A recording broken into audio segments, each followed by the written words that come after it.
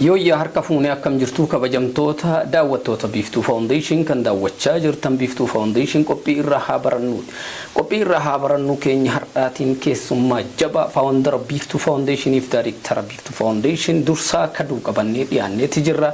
Dursaan torban darbe keessa Awurooppaarraa gara biyya keenya Itoophiyaa dhufee jira. Maaliin akka dhufillee irraa barra. Wanti qophii irraa haa barannuun isa dhiyeessineef ammoo Dursaan kun kutaan jireenya isaa baay'een kitaaba yoo jenne hin danda'ama jechuudha. Nama waan baay'ee irraa barannu nama mudannoo fi muuxannoo dheertuu qabu waan ta'eef qophii irraa haa barannuun isa dhiyeessine. Dursaa Kaduu yaamicha keenya awwaattee gara istuudiyoo Biiftuu Foundation yeroo nuu kennitee dhufuuf anaa dhufuu galatoomsiin jenna sumaan. Baga nagaan noyidanii baga affeeras nu gootanii dadhabbii sa'aatii fi risoorsii qabdan aarsaa gootanii akkasitti argamnu nu gochuudhaaf guddaa galatoomaa isiniin jenna. Mee gaaffii fi deebii keenyatti seenuudhaaf dursa maqaa keetii fi iddoo irraa dhufte daawwattoota keenyaaf ibsiitii kallattii maan gara gaaffiif deebii keenyaatti seenna. Guddaa galatoomaa irra deebinee ammas maqaan koo akkuma ati ibsite Dursaa Maammaa Kaduu jedhama.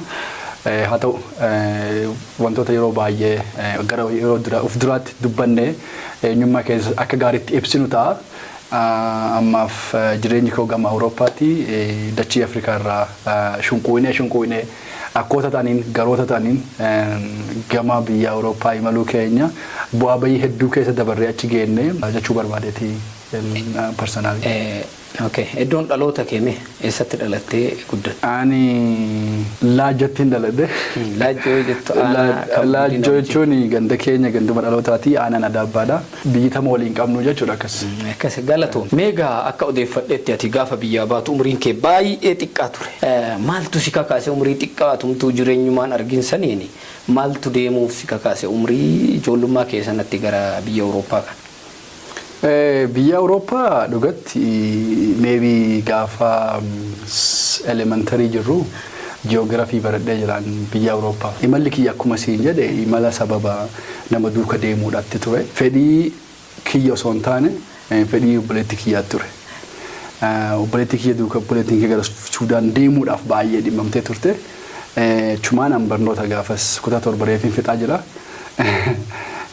An dhugaa dubbii jireenya kiyya keessatti doktoraan ta'a jedhee yaade malee biyya namaa deema jedhee yaadee hin beeku. Simply sani abjuun kiyya sababni isaa asirratti viidiyoo tokko ka hojjedhee jiru jira. Ammallee like shortly documentary itti barreessee jira. Nama takka ture hollaa kenna yeroo ani kutaa lama baradhu mana barnootaa hoggaan deebi'ee dhufu jaartii takka ture hollaa kenna ulfa qabdii darbite adda'uu hin dandeenye. Wanta argachuu hin dandeenye yeroodhaan medicine argachuu hin dandeenye darbite jennaan oh I need to solve this problem inspiring kiyya because osoo isheen osoon doktora ta'e furmaatan ta'a rakkoo kana furuu hin danda'a isa jedhu mataa kiyya keessa galmaa'e brotherri kiyya jira rabbi rahmata isaa godhu darbee jira amma nafseedhaan itti himee yaada kana doktora ta'uu qabna jedheen because boleessi kiyya nama baay'ee yaadaan cimaa turedha.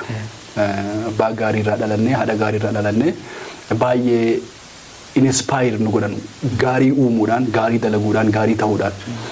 Kana irratti hoggaa guddattu environmentii keessa guddatte illee baay'ee importantiidha.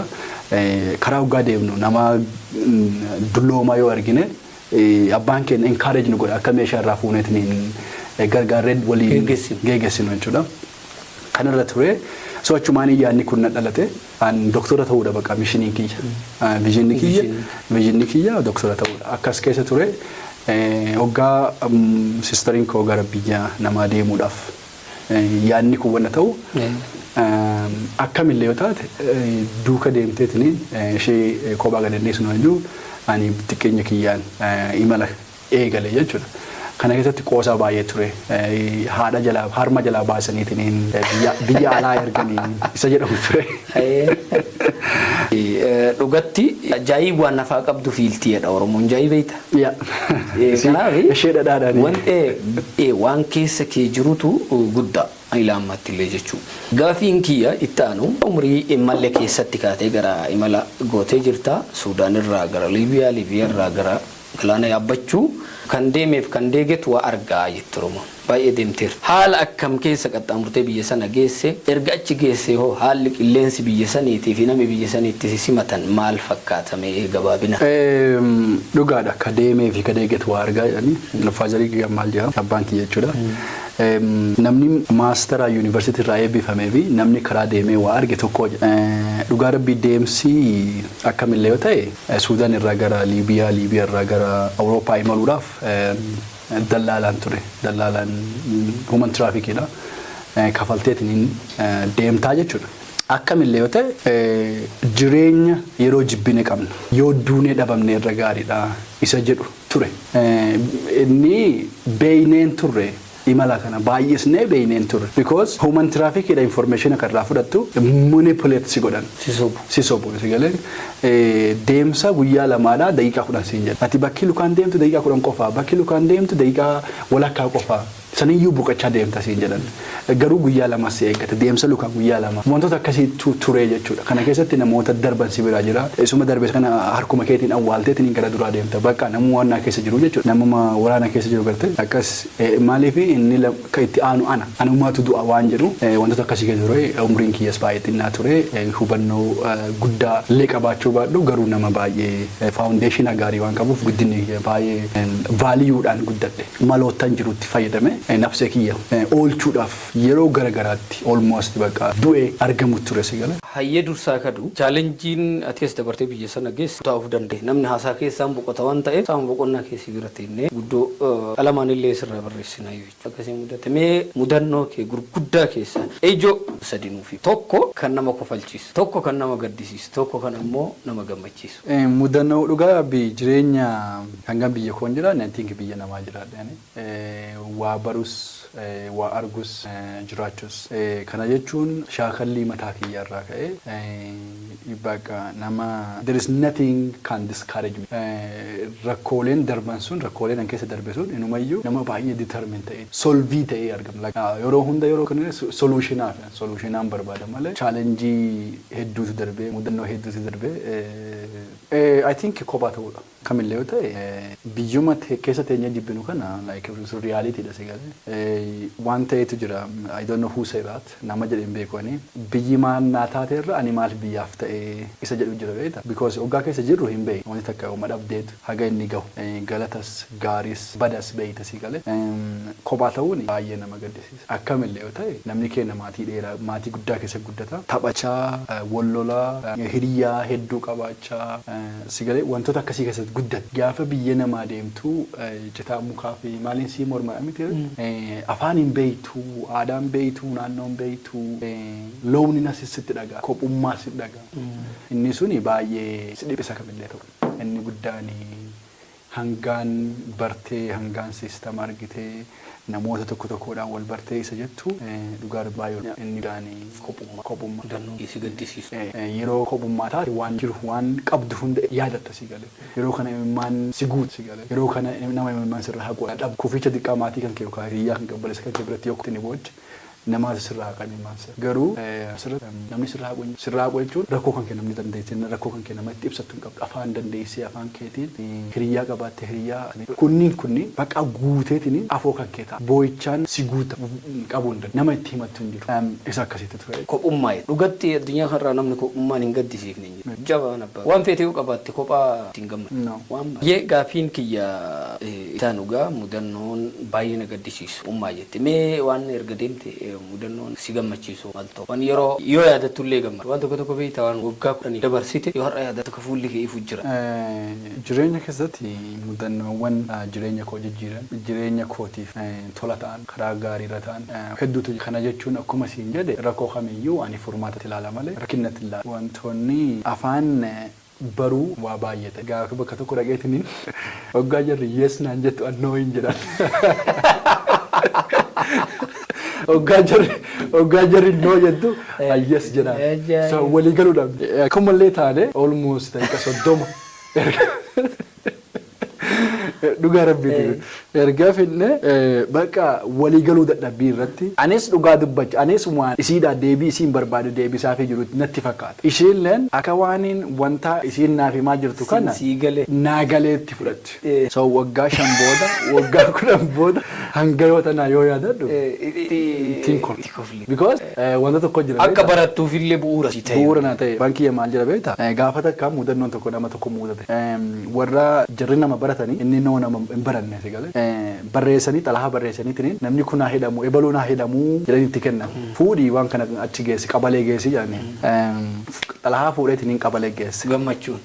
Xalayaa kana waggaa bananii ilaalan ebaluu haa hidhamu jedha xalayaa. Eenyuun waseeni ka barbaannu kanaa jedhanii beekta. So kanaaf mudannoon suni akka gara barnootaa deemu na gooti. Barnoota seenuun kiyya mudannoo sanirraa ka'e. Failing is success if we learn from it. Waan akkasiiti. So isa santuree haarrallee jechuudha. Bakka taa'ee fi nama afoo taa'ee I can picture it exactly. Ofiin booni ani yuusiin booni akka hiriyaatu. Kotti akka Oromoo tokkotti illee namoomas beeku. Kana maaltu siif kenne yeroo jedhu mudannoowwan baay'ee qabda waan ta'eef beekamaadha namni tokko yoo afaan wallaale ittiin koflituuti. Sababni isaa waan baay'ee barteerta waan ta'eef. Namni kamuu wallaalaa yeroo sitti dhufe barsiisuudhaaf fedhii horatta malee isa tuffachuu iddoo isaanii tuffattuuf keessaan qaba. Sababni isaa waan muuxannoon kee baay'een si namoomse. Duraa'uu nama akkuma jette maatii bu'uura gaarii sii ka'e keessaa dhalattee guddatte jaalala kabaja rakkata gargaara dadhabaa karaa dabarsa. Biyya kana keessatti baay'ee namni nama barsiisuuf deemu osoo hin taane kan baay'atu warra waan ati hanqina ati qabduun si qeequtu baay'ata. Nama kiritisaayiz si godhu malee nama si barsiisu baay'een agartu. Ammallee biyya keenya keessatti beekumsa xiqqoo qabuun nama boonu malee isa qabu sana ka sheersii godhuuf yaadu kan namummaa kee gad buusuuf baay'ata kan si namoomsuuf yaalu muraasa kanatti iyyuu kan duubaan tokkoffaa ta'aa jirruuf jechuudha garuu jabaannee hojjannee numa moona jechuu barbaade namni ilaalchasaa sirreeffatiin siree gaarii irra taa'u jedha ani dhugaasii namni ilaalchasaa yoo sirreeffatiin siree gaarii hin argatu meegaa dursaa haala keessa turte iddoo kan nama barsiisuudha akkuma jenne mee biyyi teenya Itoophiyaan gaafa ati keessaa baatuu fi ishiin har'aa wal fakkaatti moo gabaabinaan kana antiin xalallee miti gaafa bayu dhugaa dubbachuudhaaf ani nama yaadaan iyyuu baay'ee bilchaataan turre nama ijoo shaashamaneen si beekuu miti atuu shaashamaneen hin beeku ture beeka keessa bahee maal jechuu jira yeroo like gadi bu'eenyaan simply adaabamatti guddanne like Itoophiyaa maayira jirti Itoophiyaan jijjiirama garagaraatti jira gaafa bayu akkuma siin jedhe mucaa haadha harma jalaa fuudhaniidha yeroo lammaffaa deebuutti jirama wayii ture ce'umsa irratti biyyi keenya ce'umsa irra ture namuu wal jaalataa wal danda'a waliin ceenaa waan jedhamutu ture amma immoo yeroo kanatti lakkoofsi namaa baay'ee dabalee jira biyyoota waggoottan kurnan especially biyya namaa keessa jiraadhe keessatti namni keenya rafee bulaan jiru Indalagareen qalchaar. Indalagaa jira. Kanaaf karooraan namni karooraan dhalatee karooraan yoo guddate baay'ee namatti tola. Namni keenya mootiin iyyuu rabbiitu riskii rabbi qabaa jedha beekte. Akkasumallee yoo ta'e riyaalitiin jiru rabbi fayyaaf nagaaf fayyaa ija sii kennee akka ati sochootu sii kenne dirqama immoo gaddu'ee si sochoosuu hin danda'u. Kumaa sochoota waan ta'eef. Rabbi nama jiraachisaa riskii rabbi qaba.